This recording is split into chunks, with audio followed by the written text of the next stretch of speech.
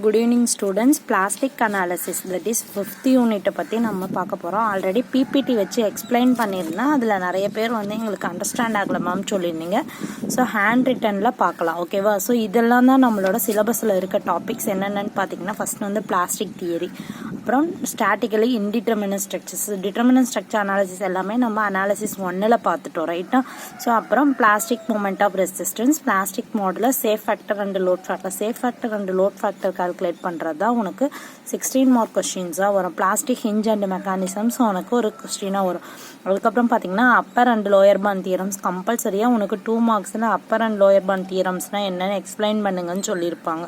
Plastic analysis of indeterminate beams and frames. So beams and ஃப்ரேம்ஸை வந்து analysis பண்ணணும்.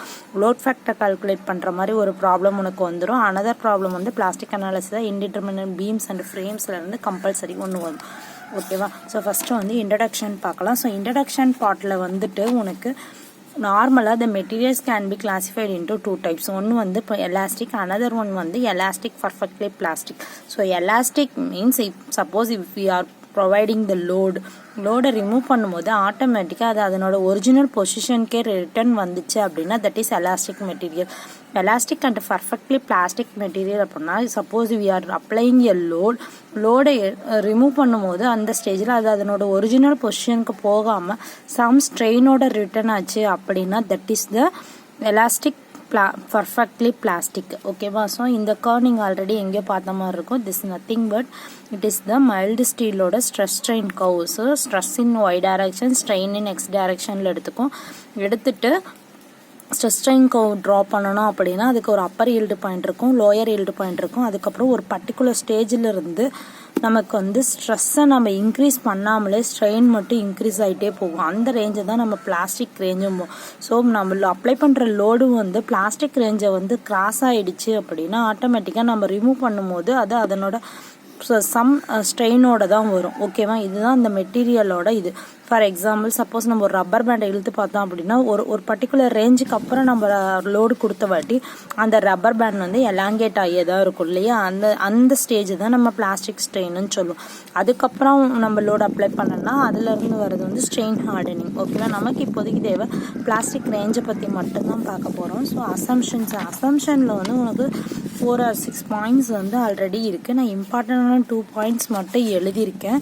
உனக்கு ஆல்ரெடி வந்து 4th and 5th யூனிட்டோட நோட்ஸ் வந்து உனக்கு சென்ட் பண்ணியிருக்கேன். அன்அஃபிஷியல் குரூப்பில் கூட சென்ட் பண்ண சொல்லியிருக்கேன். அதில் அசம்ஷன்ஸ் நீங்கள் பார்த்துக்கோங்க. ஆஸ் யூஷுவல் நம்ம எப்பவும் பார்ப்போம் மெட்டீரியல் ஹோமோஜீனியஸாக இருக்கும், ஐசோட்ரோபிக்காக இருக்கும் அப்படின்ற பாயிண்ட்டும் இருக்கும். அதுக்கப்புறம் the plane remain plane in plastic condition. So நம்ம லோடு அப்ளை பண்ணதுக்கப்புறம் கூட அந்த பிளேன் வந்து திரும்ப பிளேனாக தான் இருக்கும் பிளாஸ்டிக் கண்டிஷனில் அப்படின்னு சொல்கிறோம். The stress strain relation is identical both in compression as well. Stress strain relationship வரைஞ்சோம் அப்படின்னா கம்ப்ரெஷன் லோடு அப்ளை பண்ணும்போதும் டென்ஷன் லோடு அப்ளை பண்ணும்போதும் ரெண்டுமே சேமாக தான் இருக்கும் அப்படின்றது one of the assumptions. So இங்கே நம்ம மெயினாக பார்க்க போகிற ஒரே ஒரு ஈக்குவேஷன் என்னன்னு பார்த்தீங்கன்னா பெண்டிங் ஈக்குவேஷன். இந்த பெண்டிங் ஈக்குவேஷனை வச்சு தான் நம்ம full and full work out பண்ண போகிறோம். ஆல்ரெடி இந்த பெண்டிங் ஈக்குவேஷன் வந்து your study in MOS mechanics of சாலிட்ஸில் ஆல்ரெடி பார்த்துருப்போம். என்னது bending equation? May I forget you Elizabeth ராணி, இப்படி தான் நம்ம ஞாபகம் வச்சுருப்போம் இல்லையா? ஸோ அதுதான் M/I = F/Y = E/R. எம்ங்கிறது என்னது? Moment. I is moment of inertia. F or eta is nothing but this is shear stress. Y is the maximum yield point, that means maximum extreme point. E-ன்றது வந்து Young's modulus, R-ன்றது வந்து நமக்கு radius of the curvature plane. ஓகேவா? So இதில் ER நீங்கள் விட்டுருங்க, only M/I மட்டும் எடுத்துக்கோங்க.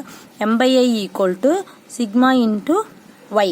That means சரி ஓகே. இப்போ M இன்ட்டு இந்த ஒய்யை இந்த சைடு கொண்டு போனால் I/Y ஆகும், ஈக்குவல் டு ஸ்ட்ரெஸ்ஸு.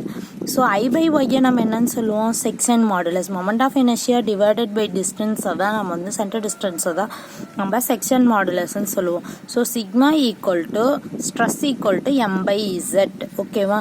ஸோ அப்போ M ஈக்குவல் டு என்னென்னு எழுதலாம்? Sigma into Z. ஸோ இந்த ஒரு ஃபார்முலா தான் நமக்கு ரொம்ப ரொம்ப இம்பார்ட்டன்ட். இந்த ஒரு ஃபார்முலா வச்சு தான் நம்ம மெயினாக ஒர்க் அவுட் பண்ண போகிறோம். ஓகேவா? ஸோ நெக்ஸ்ட்டு பார்த்தீங்க அப்படின்னா இது வந்து நீங்கள் ஆல்ரெடி DRCலேயே பார்த்துருப்பீங்க. Changes in stress distribution during the yielding.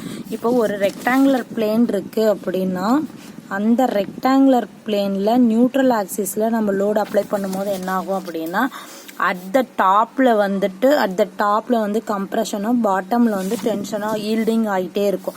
So இன்னும் லோடு அப்ளை பண்ணால் நமக்கு இந்த ஈல்டிங் வந்து 2 சைடு இன்க்ரீஸ் ஆகும். ஒரு பர்டிகுலர் ஸ்டேஜில் ஈல்டிங் வந்து அதுக்கு மேலே இன்க்ரீஸ் ஆக முடியாது. ஸோ லேயர் பை லேயராக நமக்கு ஈல்டிங் வந்து